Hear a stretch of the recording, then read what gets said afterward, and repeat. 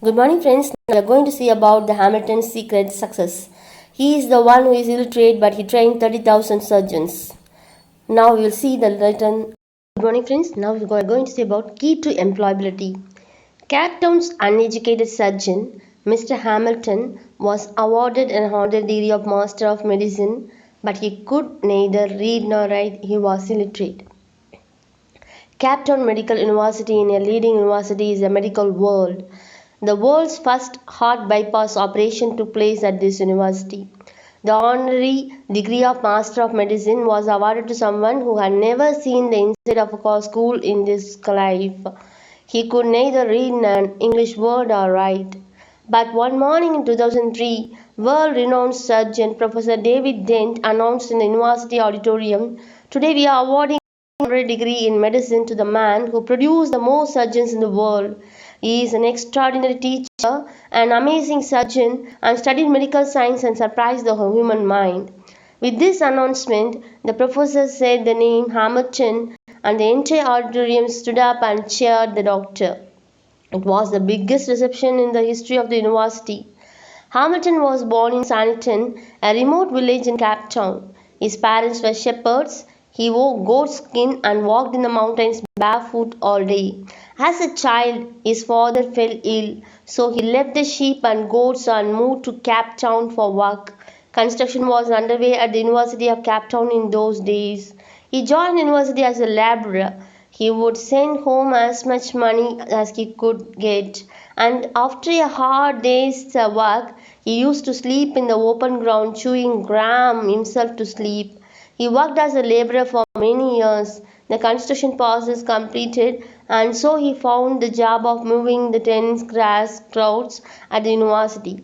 He arrived at the tennis courts and would start moving on the tennis lawn daily. He did this for 3 years. Then came a strange turning point in his life which enabled him to reach and touch medical science where no one else had ever experienced or been before.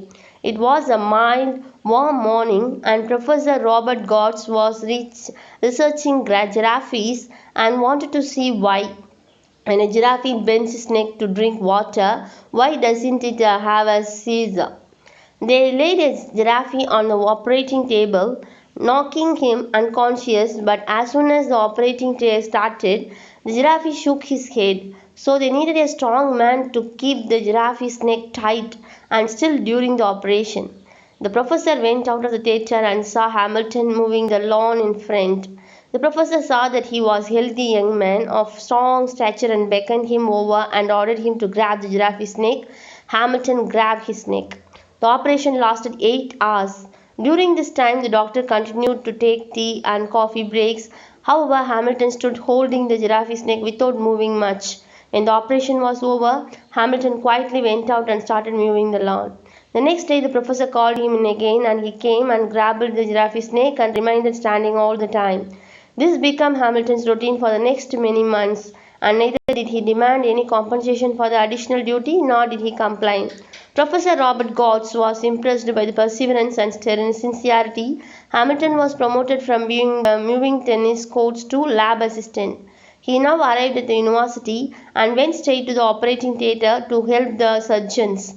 This process continued for years. In 1958 came another turning point in his life.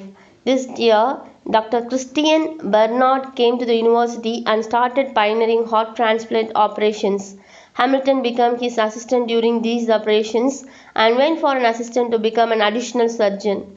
Now, after the surgeons operate, the additional surgeon would remain after the operation. Hamilton was given the task to stitch up after the heart surgeon had completed his task. Hamilton used to do excellent stitches. His fingers were clean and fast. He stitched 50 people in one day. Whilst working in the operating theatre, he began to learn and understand the human body in more detail than any surgeon would have. So the sincere doctors gave Hamilton the responsibility of teaching the junior doctors. He now began teaching surgery techniques to senior doctors. He gradually became the most important figure in the university. He was unfamiliar with the terms in medical science, but he became and was the best cardiac surgeon in the world. The third turning point in their life came in 1970s when research on the liver began that year, and he identified one such liver artery during such a surgery, which made liver transplantation easier and safer. His remarks and knowledge astonished the great minds of medical science. Hamilton achieved the position with sincerity and perseverance. He was associated with the University of Cape Town for 50 years.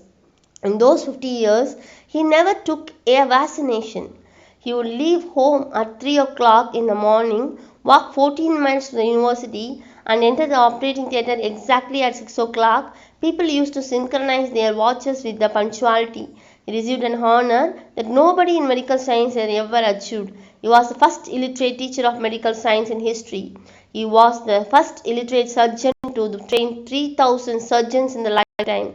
He died in 2005 and was buried at the university grounds. It became compulsory for every graduating surgeon soon after obtaining their degree from the university to go straight to the grave and take the picture before gaining their practical career as surgeons.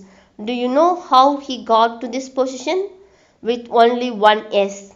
The day he was called to the operating theatre to grab the giraffe snake, if he had refused on the day, or if he had said that day, I am a ground maintenance worker, my job is not to hold the giraffe snake, he would never become a surgeon.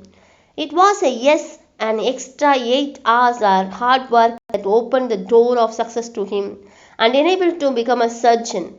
Most of us have been looking for a job all our lives, and all the while we must find work. Every job in the world has at least one criterion, and the job is available only to those who meet that criteria.